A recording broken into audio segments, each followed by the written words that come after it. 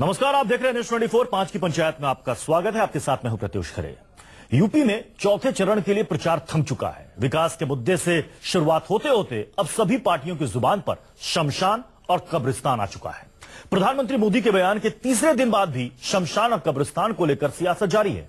PM ने UP में धार्मिक भेदभाव का आरोप लगाया था, लेकिन अब मायावती ने पीएम से पूछा है कि वो बताएं कि बीजेपी शासित राज्यों के गांव में कितने शमशान हैं। मायावती ने यह भी कहा है कि भेदभाव का आरोप लगाने वाली बीजेपी खुद ही सबसे बड़ी जातिवादी पार्टी है, तभी तो बीजेपी ने कोई मुसलमान को टिकट नहीं दिया इस बार। आज 5 की पंचायत में हम यही पूछ रहे हैं कि क्या कब्रिस्तान और शमशान में खाक हो गया विकास का मुद्दा। अगर होली पे बिजली मिलती है तो ईद पर भी बिजली मिलनी चाहिए। गांव में अगर कब्रिस्तान बनता है तो गांव में स्मशान भी बनना चाहिए। अगर रमजान में बिजली मिलती है तो दिवाली में भी बिजली मिलनी चाहिए। अगर होली पे बिजली मिलती है तो ईद पर भी बिजली मिलनी चाहिए। भेदभाव नहीं होना चाहिए। तो इसी मसले पर हम बड़ी बहस करेंगे। हमारे साथ तमाम मेहमान जुड़ चुके हैं। सुधांशु मित्तल जी, बीजेपी के नेता प्रवक्ता, मौलाना अंसार रजा साहब गरीब नवाज फाउंडेशन से जुड़े हैं, साथ ही बीएसपी के समर्थक हैं। मौलाना सैयद अतहर हुसैन देहलवी जी, चेयरमैन ऑफ अंजुमन मिनहाजे रसूल, और साथ ही मधु गुप्ता, स्पोक्सपर्सन समाजवादी पार्टी। सुधांशु मित्तल जी, कहां विकास की बातें होते होते चुनाव प्रचार में अब शमशान और कब्रिस्तान पर उतर आई है बीजेपी। प्रत्युष जी, प्रश्न यह है कि किस तरह की सरकार चुननी जानी चाहिए। 5 साल का जो वो सापा सरकार का इतिहास है, उसमें जो इन्होंने तुष्टीकरण की राजनीति अपनाई थी वो प्रदेश के सामने उजागर होनी चाहिए। और कैसे वहां पे जो प्रशासनिक व्यवस्था है, उनकी जो मान्यता है, उनका उल्लंघन करके कैसे एक धर्म विशेष को या एक जाति विशेष को इन्होंने ध्यान रख के प्रशासन चलाया है, इसके ये बताना हमारा फर्ज है। इसमें गलत क्या है, मैं ये पूछना चाहता हूं, इसमें गलत क्या है। मायावती तो यही पूछ रही है कि राजनीति नहीं, ठीक है। आपने कहा कि हमने एक सवाल पूछा है। हाँ, मायावती कि यूपी में भेदभाव हुआ है धर्म के आधार पर। मायावती ने आज यही सवाल पीएम से पूछ लिया। वो ये कह रहे हैं कि पीएम बताए कि बीजेपी शासित कितने राज्यों में शमशान है, जरा आंकड़ा बताएं वो। हाँ, अब देखिए मायावती जी का कितना बड़ा कुतर्क है। मोदी जी ने क्या कहा कि अगर शमशान होगा तो कब्रिस्तान भी होना चाहिए, और कब्रिस्तान होगा तो शमशान पे भी होना चाहिए। मायावती जी कह रही कितने शमशान है। प्रश्न ये थोड़ी कि कितने शमशान है या कितने कब्रिस्तान है। प्रश्न ये है कि प्रशासनिक व्यवस्था के अंदर आप दोनों के बीच में भेदभाव नहीं कर सकते। जैसे आप दिवाली के में और रमजान में भेदभाव नहीं कर सकते, वैसे कब्रिस्तान में और शमशान में भेदभाव नहीं कर सकते। प्रश्न भेदभाव का है और कैसे कैसे कुतर्क दिए जा रहे हैं। यहाँ पे क्या हो रहा है। लेकिन सुधांशु जी जैसे एक इन्होंने जैसे चुनाव का प्रचार आगे बढ़ रहा है, सुधांशु जी एक सेकंड, जैसे चुनाव प्रचार आगे बढ़ रहा है, विरोधी पार्टियां ये कह रही है कि अब वोटों के ध्रुवीकरण की कोशिश की जा रही है बीजेपी की तरफ से। अगर आप विकास की बात करें तो ज्यादा अच्छा होगा। अगर आप ये कहें कि यहाँ पर देखिए सड़क है हमारे राज्य में, आपके यहाँ कितने किलोमीटर सड़क बनी है, हमारे यहाँ इतने प्राथमिक स्कूल हैं, हमारे यहाँ इतने अस्पताल हैं, आपके यहाँ कितने हैं, हमारे यहाँ इतने लोगों को रोजगार दिया गया, आपके यहाँ कितने लोगों को दिया गया, तो शायद ये बात जनता को समझ में भी आए, वो तौल सके कि किस पार्टी के वादों में कितना दम है। प्रत्युष जी एक हमेशा याद रखिएगा जी, हमारी मूल आस्थाओं के पीछे एक बहुत बड़ा, जिसको कहते हैं एक बहुत बड़ा विचार है, वो है किसी का तुष्टीकरण नहीं, सबके साथ न्याय।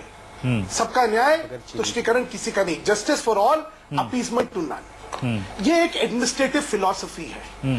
कोई अगर राजनीतिक दल कहे कि हर थाने के अंदर इस फला धर्म का एक आदमी जरूर होना चाहिए, ये किसी भी जरा थोड़ा तहजीब रखे, मैं बोल रहा हूं बीच में नहीं बोलना चाहिए, मैं किसी के बीच में नहीं बोलता।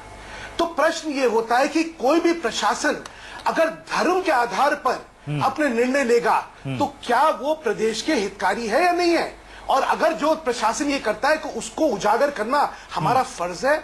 हमें लोगों को, जनता को इसका आगाह जरूर करना चाहिए। एक तरफ हमारा विकास का मुद्दा है, दूसरी तरफ हमारा मुद्दा यह है कि justice for all, appeasement to none. हम चलिए सुधांशु जी और भी मेहमान हमारे पास आपके पास दोबारा लौट कर आएंगे। मधु गुप्ता जी मुस्कुरा रही है, इसका जवाब देना चाहेंगी। मधु गुप्ता जी, ये बड़ा आरोप बीजेपी लगा रही है कि सरकार और प्रशासन ने धर्म के आधार पर यूपी में भेदभाव किया। जवाब हम देते हैं। एक सेकंड पहले मधु गुप्ता जी जवाब दीजिए। प्रत्युष जी, आप ये मान लीजिए कि बीजेपी ने हार मान ली है, अपनी हताशा निराशा में भड़काऊ भाषण दे रहे हैं। और ये बड़ी ही निंदनीय बात है कि देश के प्रधानमंत्री, जिनका स्तर बहुत ऊपर होना चाहिए था, वो जिस स्तर की बातें कर रहे हैं धर्म और जाति की। ये मैं आपको बताना चाहूंगी, अगर बाउंड्री बनी है कब्रिस्तान की तो शमशान घर भी बने हैं। और आपको 2014-15 के आंकड़े बताऊं, 100 करोड़ का बजट था, 755 बने हैं। और इसी तरह 15-16 का बजट था, 100 करोड़ 755 बने हैं। और 16-17 का बजट 126 करोड़ था, जिसमें 521 बनने थे, 138 बन गए हैं, बाकी मार्च तक बन जाएंगे। और ये जो बाउंड्री बनाने का है, इसके पीछे रीजन ये है कि देखिए, जब बाउंड्री बनाई जाती है तो जो लैंड डिस्प्यूट होते हैं वो नहीं होते हैं, नंबर 1 बात। नंबर 2 बात, जो कम्युनल राइट्स छोटे मोटे होते हैं वो भी बच जाते हैं। ये ट्रायल हो चुका है बिहार में, और उसमें देखा गया कि जब बाउंड्री बन जाती है तो उससे जी देखिए, मधु गुप्ता पूरी तैयारी के साथ आई है, आंकड़े के साथ वो बजट बता रही है कि शमशान के लिए कितना बजट था, कब्रिस्तान के लिए कितना बजट था। कि देखिए जरा प्लीज एक मिनट, ईद थी 6 जुलाई की 2016 में, जब बिजली दी गई है 13,500 मेगावाट, जबकि वो जुलाई का महीना था। अक्टूबर में जब दीपावली थी, धनतेरस था, भैया दूज था, तब 15,400 मेगावाट बिजली दी गई है। झूठ सामने आ जाएगा। आप मानिए जुलाई का महीना गर्म होता है और अक्टूबर का महीना गर्म नहीं होता। तो जिसमें आप देखिए कि जब बोले जा रही है, एयर कंडीशन भी यूज की जाती है। मधु गुप्ता जी एक सेकंड। मधु गुप्ता जी, सुधांशु मित्तल ये पूछ रहे हैं कि शमशान का तो आपने बता दिया बजट कितना था। सुधांशु मित्तल जी का सवाल है कि आप ये भी बता दीजिए कब्रिस्तान के लिए कितना बजट था। की बात करें तो जनता को अच्छी लगेगी ये पोलराइजेशन, धर्म की बात, क्योंकि देखिए घर वापसी, लव जिहाद, वो काम नहीं चला। भाषा की बात करिए। इस तरीके से अखिलेश यादव क्या कहते हैं, गुजरात के मूर्खों की बात कर रहे हैं, वो गधों की बात कर रहे हैं। आपको लगता नहीं है कि संतुलन जो है बिल्कुल ही बिगड़ चुका है हर चीज का? आप चलिए, और भी मेहमान हमारे साथ हैं, इंतजार कर रहे हैं अपनी बारी का। मौलाना अंसार रजा साहब, आप अपना बीजेपी मौलाना अंसार रजा साहब, बीजेपी के नेतृत्व का देखिए। बीएसपी समर्थक उन्होंने ठीक कहा। मौलाना अंसार रजा साहब, ये बताइए, कोई ये आरोप बीजेपी ने, धर्म की भावनाओं, बीजेपी ने आरोप एसपी कांग्रेस साथ साथ बीएसपी पर भी लगाया कि बीएसपी जो बात करती है कि धर्म के आधार पर, जाति के आधार पर किसी चीज का बंटवारा नहीं होना चाहिए, ये तो खुद बीएसपी करती है, ऐसा बीजेपी का आरोप है। स्वामी प्रसाद मौर्य कहते हैं कि मायावती को कि वो भ्रष्टाचार की देवी और दलितों की दुश्मन है, जो खुद को दलितों की देवी बताती हैं। वो क्या बात करेंगी जाति और मजहब पर?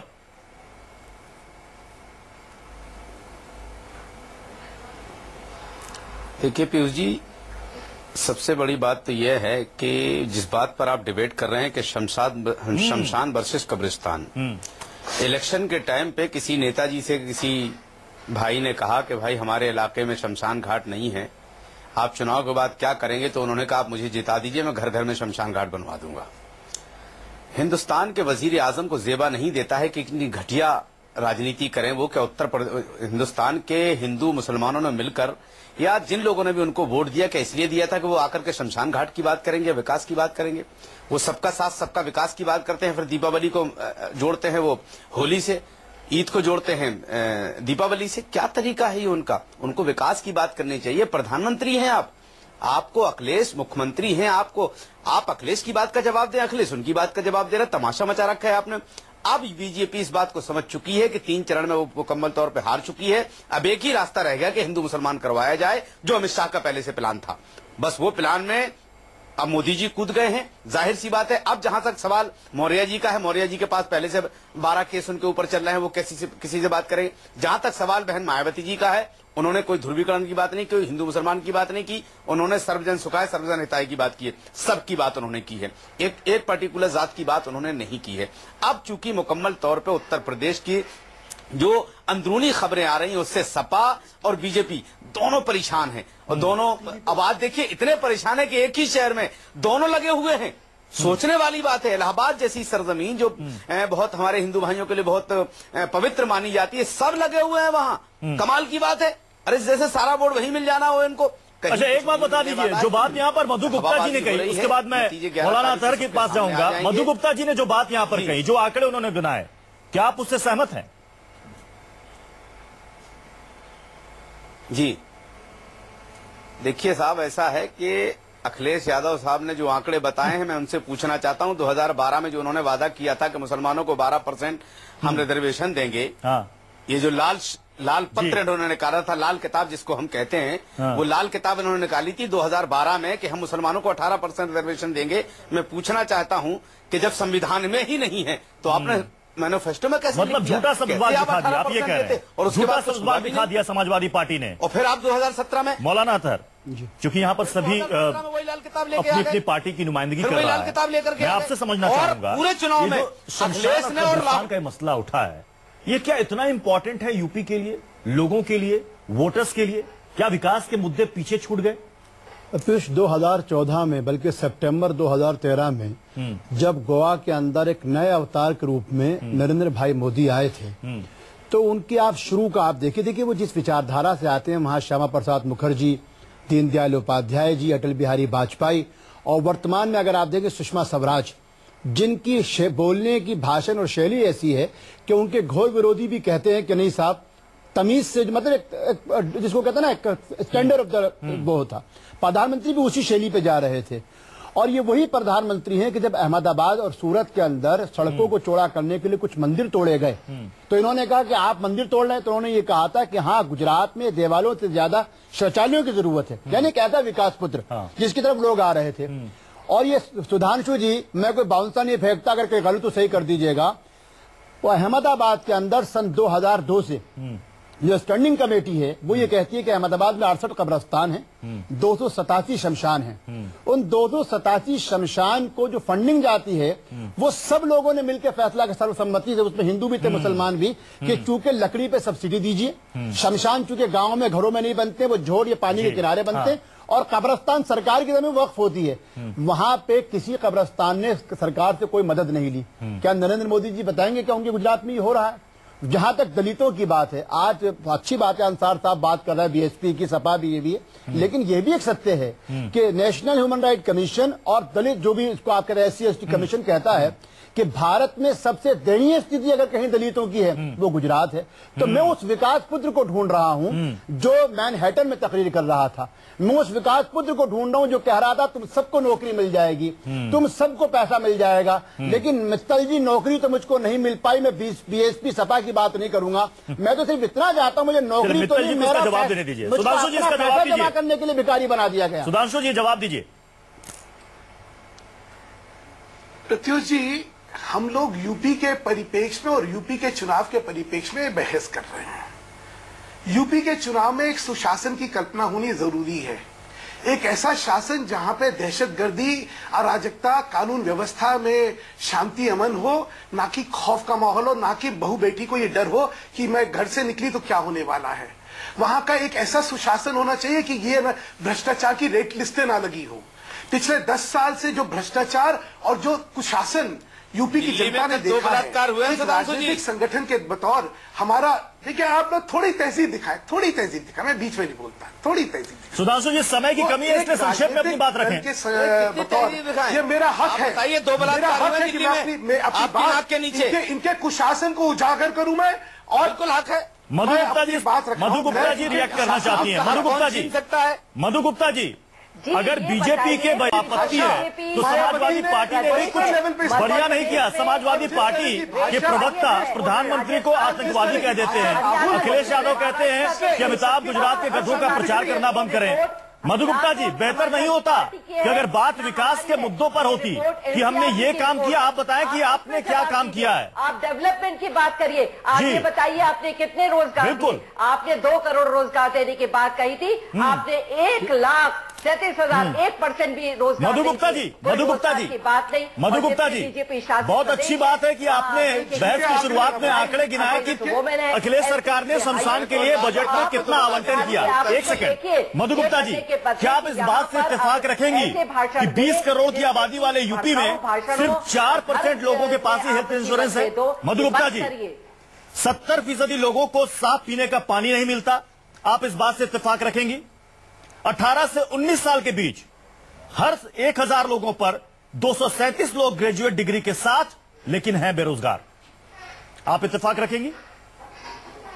अगर इन मुद्दों पर बहस हो तो जनता को भी समझ में आए। देखिए ना, ऐसा है आप गुजरात के डेटा दीजिए जहां पर कुपोषण और एनीमिया 6 साल के बच्चों में सबसे ज्यादा है।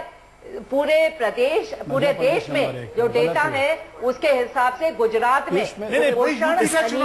अगर कहीं अभी इलेक्शन यूपी में है, गुप्ता जी, इलेक्शन यूपी में है, चुनाव यूपी में है, ना कि गुजरात और एमपी में है, वहां पर भी कई खामियां हैं, उस पर कई बार बहस हो चुकी है और आगे भी बहस होती रहेगी। लेकिन इसका मतलब ये नहीं है कि अगर आपके आंकड़े गिनाए जाए तो आप ये कह दें कि पड़ोसी राज्यों में देखिए। दोनों से एक सवाल करना चाहता हूं, आखिरी कमेंट मौलाना अंसार रजा साहब। मौलाना अंसार रजा साहब, आपको लगता नहीं कि विकास के मुद्दे पर बात होनी चाहिए, लेकिन यूपी में चुनाव प्रचार का स्तर इस हद तक गिर चुका है कि अब वो कब्रिस्तान और शमशान पर आकर उनकी सुइयां टक गई है, इससे आगे निकलना चाहिए। 10 सेकंड मौलाना अंसार रजा साहब, 10 सेकंड। देखिए पीयूष जी, इसमें कोई शक व शुबा की गुंजाइश नहीं है कि इस वक्त जो 3 चरण के मतदान हुए हैं उसके बाद से बीजेपी बिल्कुल हताश हो चुकी है, मुकम्मल तौर पे बौखला गई है। अब समझ में नहीं आ रहा उनके क्या किया जाए, इसीलिए जो है संदास की गुफ्तगू की जा रही है कि अब हिंदू वर्सेस मुसलमान हो जाए। लेकिन मैं जानता हूं मैं मित्तल जी को बताना चाहता हूं कि माननीय प्रधानमंत्री ने सैनिकों की जो सबसे पहली मीटिंग थी वो गुड़गांव की थी, जहां वीके सिंह ने सेना ज्वाइन की थी, यानी बीजेपी ज्वाइन की थी। आज पीयूष जी आपको मालूम होना चाहिए उत्तर प्रदेश के 25,000 से ज्यादा नौजवानों ने वीआरएस लेके सेना छोड़ी है। उसके पीछे क्या कारण है? सुविधाओं की कमी। एम सरोदाना ये कह रहा है कि हमारे पास अच्छे डॉक्टर, क्या ही अच्छा होता, प्रधानमंत्री के देश सुशासन के बदले हम अच्छे अस्पताल लाएंगे, हम अच्छी नौकरियां देंगे। समय की कमी है, इसलिए बहस को वहीं पर खत्म करना पड़ेगा। आप सभी मेहमानों का बहुत बहुत शुक्रिया 5 की पंचायत में शामिल होने के लिए। एक छोटा सा ब्रेक, आप देखते रहिए न्यूज़ 24।